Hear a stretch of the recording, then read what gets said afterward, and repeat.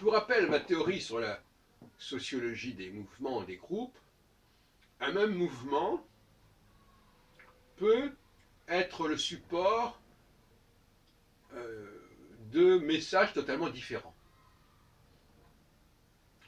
Dans le cas de la France, par exemple, on peut dire qu'il n'y a pas une France d'avant la Révolution française et une France d'après, mais que c'est la seule et même France qui va servir de support à des discours, des messages, des missions fort différentes.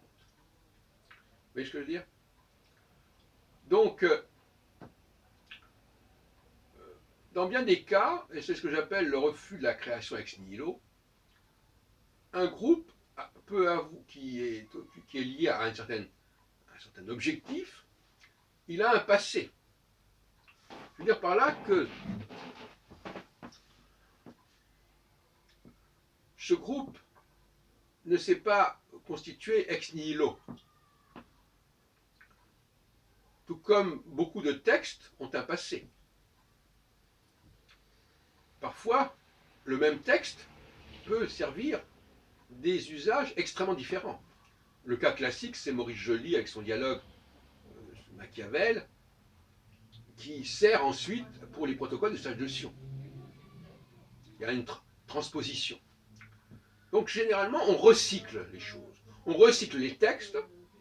On recycle par exemple l'Ancien Testament pour en faire le Nouveau Testament, par exemple. On recycle les groupes.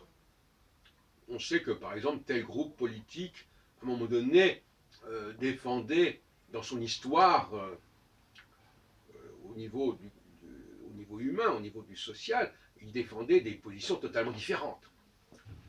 Et ça ne doit pas nous surprendre, car c'est la dialectique entre le signifiant et le signifié. Le signifiant, c'est un contenant. C'est comme si je vous disais, voilà, il y a un vase. Dans ce vase, on peut mettre alternativement ou conjointement telle et telle fleur.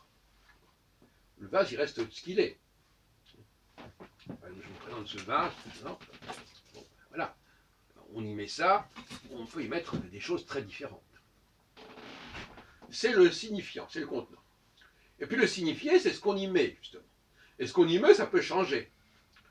Hein, c'est quand un ministère, tantôt le ministère est à tel ministre, tantôt il est à tel autre ministre.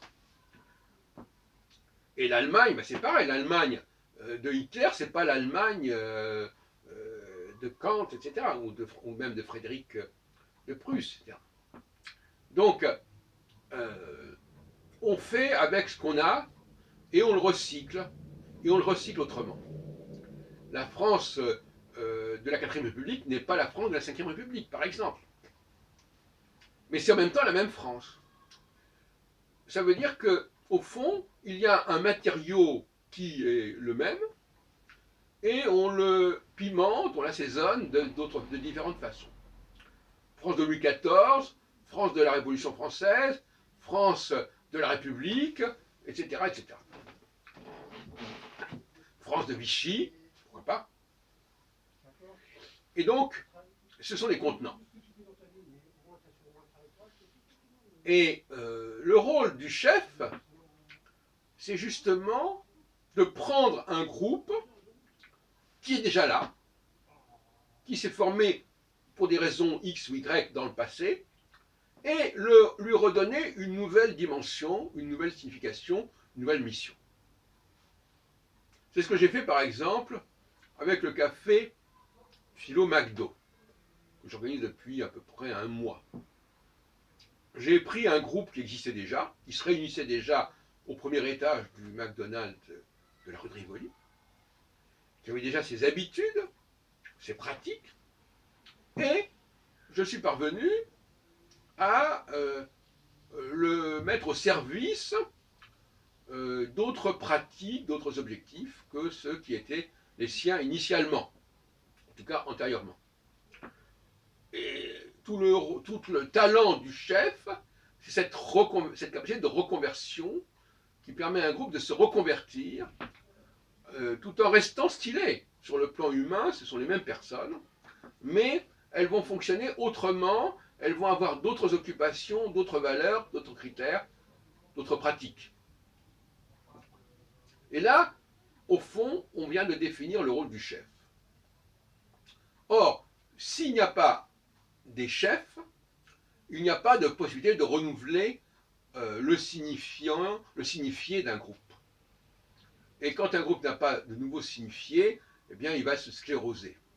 Il faut que périodiquement, il y ait de nouveaux objectifs, de nouveaux enjeux, de nouveaux horizons qui se présentent, qui font que le groupe se maintient dans les lieux, se maintient dans sa composition, mais va modifier ses orientations. Voilà ce que je voulais vous dire.